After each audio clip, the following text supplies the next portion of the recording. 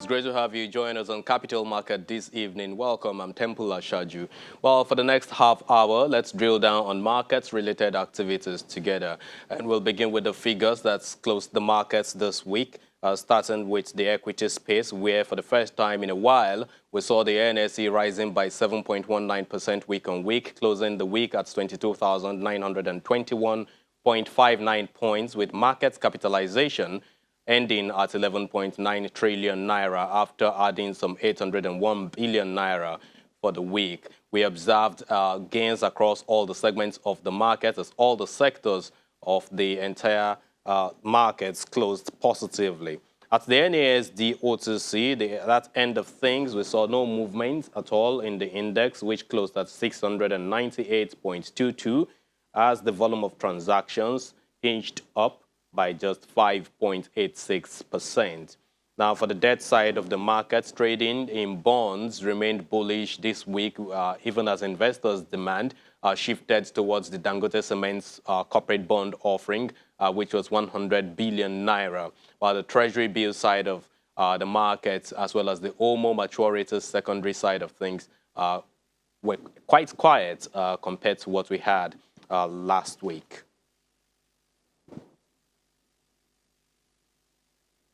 Now, on March the 10th, 2020, the Senate passed the Companies and Allied Matters Act bill, and after a clause-by-clause consideration with a view to boost investments and, of course, enhance the ease of doing business here in Nigeria. But the President, Muhammadu Buhari, is yet to assent that bill, and that's a move that the investing public are really waiting for. A lot of lawyers have been waiting for this particular bill to be passed into, to be made an act specifically. But joining us now to examine this development and some other activities of the Corporate Affairs Commission is the Registrar General himself, Mr. Garba Abubakar. Thank you so much for joining us this evening. Thank you, Temple. Well, let's begin. I'll begin by condoling with you over your loss in the outbreak, the fire outbreak on Wednesday. That's at your office in Zone 5 Abuja. But you have an opportunity to actually address the public about this fire incident. Exactly what happened? How did it come to be, sir? Okay, thank you very much, Temple. It was actually a minor incident, but overblown by the media and the social media, as usual. What happened was, at about 10:20 hours on the 15th of this month, we had few staff in the office that were working to clear the backlog of applications. Because of the lockdown, so many of our staff are working from their homes electronically, and we are still receiving applications from customers online. So we needed to keep our servers, network, and other ICT infrastructure running. When the federal government announced the lockdown, we had to mobilize key critical staff to stay within the premises throughout the duration of the lockdown. Some of them are still in the premises. So on that fateful day, two of my aides were in the office to generate certificates. Because the cooling system was still on, some of the cooling systems were on, because you cannot have ICT infrastructure like servers, computers working without a cooling system. Since they emit a lot of heat, you need to cool the environment to reduce the heat. Then suddenly there was an explosion from one of the air conditioners in the outer unit, in the AC duct outside, and which ignited fire. They immediately mobilized, together with the electricians and plumbers within the premises, to quench the fire from inside. But because the duct was outside, they couldn't actually access the area. So they had to quickly put a call to men of the fire service, and they arrived in a very record time, and they put off the fire. There was actually no any serious incident, no any serious damage to our property. Only that one unit of air conditioner and the one adjoining it were affected.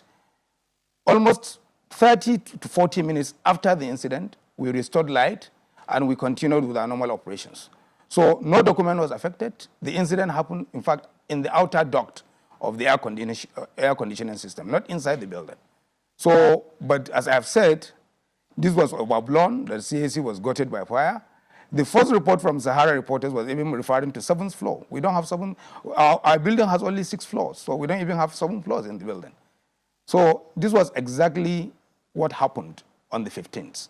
And as I've said, we have continued with our normal operations. Customers are still submitting their applications. We are still approving both names reservations, registration for both parts A, B, and C. And as you may know, some states are not under lockdown. So our offices in those states still operate.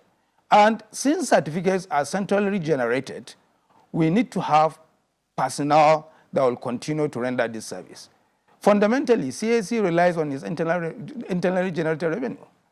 We don't get subvention, so we need this revenue, and we need to continue servicing the public because we are one of the critical national institutions. We service the private sector, and some of the key organizations in the private sector, like the manufacturing, pharmaceuticals, are still up and running. They were not locked down. So this is exactly the situation, and as I have said, the situation was contained almost immediately. We didn't record any serious incident.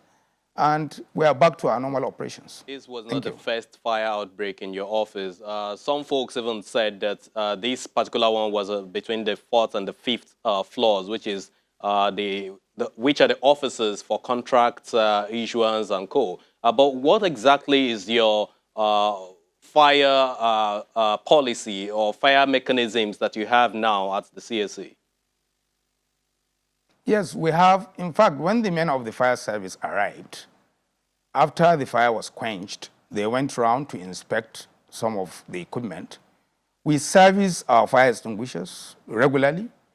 Every fire extinguisher has the terminal date that is due for service. We have fire hose reels within the building. We have sprinkler system. But we had to switch off the sprinkler system because it would have been disastrous if the sprinkler had burst, because there would have been flood in the office. And we still have a lot of papers within the building. So when they arrived, they did the inspection. They commended us for our effort because, as I have said, we have fire extinguishers on every floor, on every corner of the office, and they are regularly serviced. The only thing we don't have is we don't have a fire station. And with this incident is actually a wake-up call for us. We are going to reconsider that. We'll engage the Abuja, the FCT Fire Service Department, to explore the possibility of establishing a fire station within the commission, because we maintain very critical national records. We have information about companies, some dating back to 1912. Some of this information have been scanned. Some of the scanning process is still ongoing. So we need to preserve these records. And part of the ways to preserve it is to have this robust policy in case of any emergency.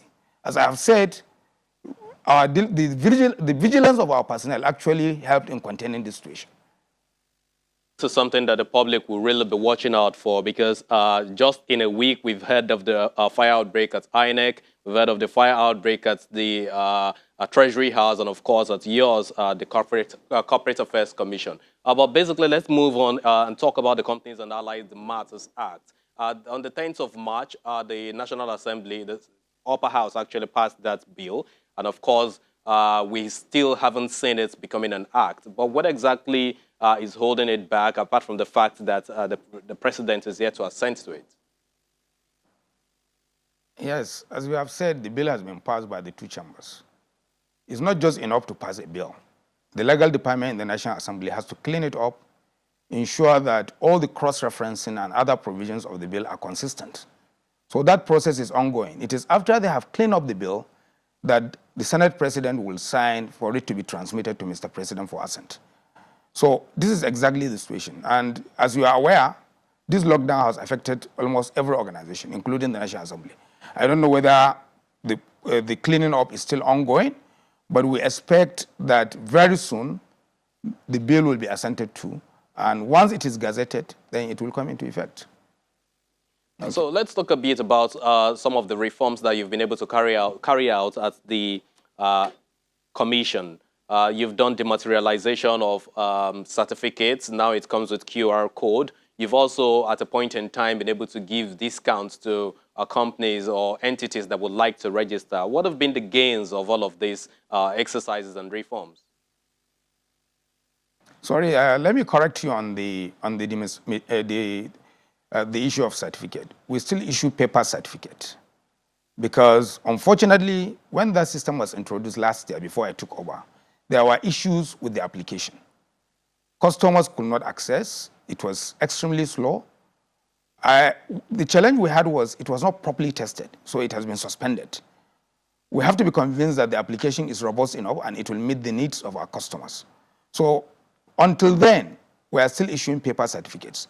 But all the process of registration, from name reservation to data entry, certificate generation, are electronic.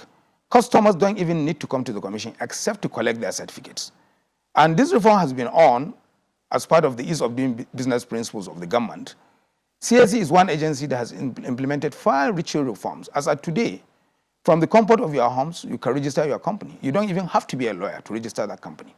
So we have done that. Then other reforms that we have done deals with our post-incorporation services. Hitherto, to get any document within CAC used to be very cumbersome. Because the post-incorporation module of our application has not been deployed, the process is still manual. Customers have to be coming to Abuja to file their applications. We have now enabled state offices to receive these applications. They scan this application to us, and we approve. So we have reduced the time cycle. As of today, if you want to register any company under normal circumstances, except where your application has a query, you can get your certificate within 24 hours or maximum 48 hours. So this is actually the situation in CAC. Okay, well, still talking about the ease of doing business now, which seriously concerns your commission. We've heard of reports of difficulty in tracking of documents and files and all of that. This also relates to submission of complaints, which the commission always channels to Savicom. What are you doing by way of streamlining things and making this sort of process becoming seamless for a lot of applicants? The way forward actually is to have an end-to-end electronic system. And the only way to have an electronic system is when these records are substantially digitized. We have records of companies dating back to 1912 in CAC. We started the scanning around 2004, 2005. But there are mistakes in the past because the solutions that were deployed were not actually registry solutions. Registry solutions are supposed to be integrated. You cannot have an archival that is divorced from your database.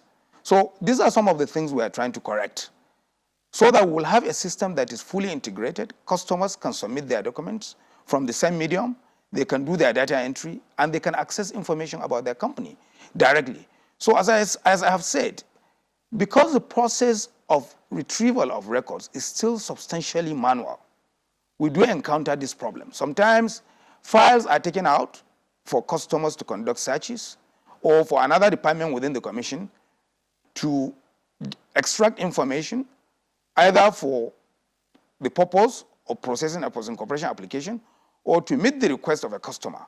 So when another customer comes to get this file, it may not be on shelf, and the relevant officer responsible for retrieving may not readily have information about the whereabouts of the file. This is what causes this delay. But we have escalation procedure, and we have a help desk. All complaints are channeled to the help desk. Complaints are escalated up to my level as the Registrar General.